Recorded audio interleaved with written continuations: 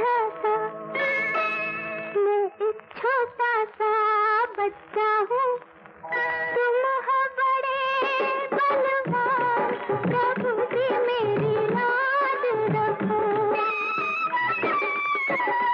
मैं एक नन्हा सा, मैं एक छोटा सा बच्चा हूँ, तुम हो बड़े बलवान, प्रभु जी मेरी लाज रखो।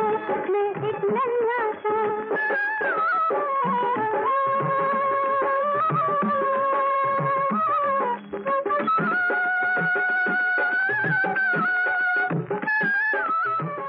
ओम शांति, ओम शांति।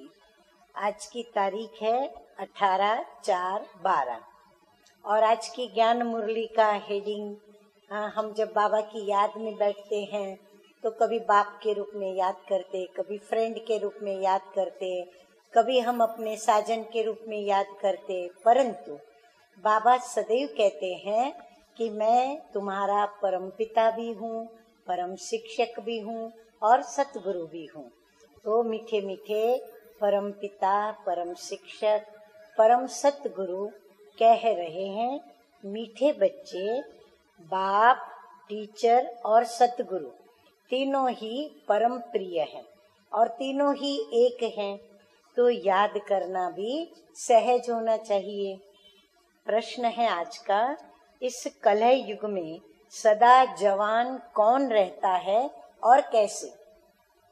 अब ये वैसे तो बहुत सोचने का प्रश्न है और यदि आप सोचने बैठेंगे तो बहुत सारी बातें आपकी बुद्धि में आएगी, लेकिन नया ज्ञान हमें बाप आके सुनाते हैं तो नई बात भी बता रहे हैं। उत्तर है इसका, यहाँ रावण विकार जो है ना, पांचों ही सदा जवान रहता है। मनुष्य भले बूढ़ा हो जाए लेकिन उसमें जो विकार है, क्रोध है, वो उसे कभी बूढ़ा होने नहीं देता, वह सदा जवान रहता है। मरने तक भी विकार की आश बनी रहती है। बाप कहते हैं काम महाशत्रु है, परंतु मनुष्यों का वही परम मित्र है, इसलिए एक दो को तंग करते रहते हैं। अच्छा, मोह विकार देखें तो जितना वो अपने बड़े होते जाते हैं, बच्चों के बच्चे, उनके बच्चे, तो उनका मोह भी बढ़ता जाता है। बेटे से ज्यादा पोतरे में मोह, पोतरे से ज्यादा फिर परपोतरे में मोह, तो ये विकार जवान जवान जवान होते जाते हैं। गीत बजा है बड़ा प्यारा, मैं एक नन्हा सा बच्चा हूँ, मैं एक छोटा सा बच्चा हूँ, तुम हो बड़े बलवान, प्रभु जी मेरी लाज रखो।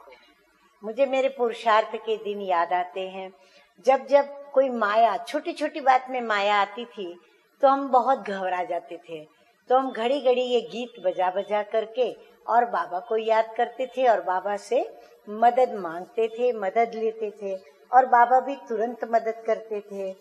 धारणा के लिए मुख्य सार है, सपूत बनने के लिए बाप की श्रीमत पर चलना है। जो भी बुरी आदतें हैं, कौन सी? मांगने की। कल कदम कदम पे हम सबसे मांगते रहते हैं।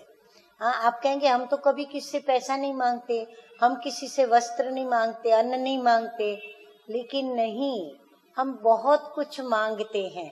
जैसे प्यार मांगा, मान मांगा, सम्मान मांगा, रिस्पेक्ट, रिगार्ड मांगा, क्या क्या नहीं मांगते हैं।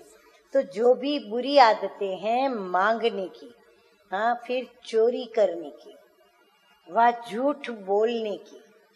झूठ तो मनुष्य कदम कदम पे बोलता है, स्वयं को बचाने के लिए, स्वयं को निर्दोष साबित करने के लिए कदम कदम पर इंसान झूठ बोलता है। तो बाबा कहते हैं ये आदतें निकाल देनी है। नंबर 2 है, अपना सब कुछ बाप के पास इंश्योर करना है, शरीर भी ईश्वरीय सेवा में लगाना है। माया की प्रवेशता किसी भी कारण से न हो जाए, इसमें सावधान रहना है। वरदान है, संपर्क संबंध में आते सदा संतुष्ट रहने और संतुष्ट करने वाले गुप्त पुरुषार्थी भव। हाँ, संबंध संपर्क में आते हैं तो सभी को संतुष्ट रखने का पुरुषार्थ करना है, परंतु खुद को भी संतुष्ट रखने का गुप्त पुरुषार्थ करते रहना है। संगम युग संतुष्टता का युग है, क्योंकि परमपिता परमात्मा आकर के हमारी सर्व मनोकामनाएं पूर्ण करते हैं, सर्व प्राप्तियां होती हैं, और जिसकी सब मनोकामनाएं पूर्ण होती, सर्व प्राप्तियां होती, वो संतुष्ट रहता है। या फिर हमें ऐसा ज्ञान प्राप्त हुआ है जिस ज्ञान से हम अपने को संतुष्ट रखते हैं, तो कोई तो बात चाहिए या फिर शक्ति चाहिए जो हमको जो मिला, जैसा मिला, उसमें हम संतुष्ट रहें। तो कहीं न कहीं हम बच्चों को बाबा ने संगम युग पर खजाने दिए हैं, उसका उपयोग करके संतुष्ट रहना है। इसलिए कहा कि संगम युग संतुष्टता का युग है। यदि संगम पर संतुष्ट नहीं रहेंगे तो कब रहेंगे? हाँ, अभी भगवान दे रहा है फिर भी नहीं रहे तो फिर और युगों की तो बात ही नहीं है। इसलिए न स्वयं में किसी भी प्रकार की खिटखिटो, न दूसरों के साथ संपर्क में आने में खिटखिटो। हाँ, हम लोग कहते हैं ना, नहीं इसके साथ मेरा नहीं जमेगा, इसके साथ मेरी नहीं बनेगी, ये अगर होंगे तो फिर हमारी अनबन हो जाएगी, हम डिस्टर्ब होंगे या वो डिस्टर्ब होंगे। तो बाबा कहते ऐसा नहीं होना चाहिए। माला बनती ही तब है जब दाना दाने के संपर्क में आता है।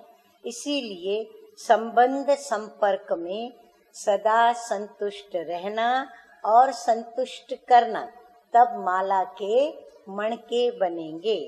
परिवार का अर्थ ही है सदा संतुष्ट रहने और संतुष्ट करने वाले।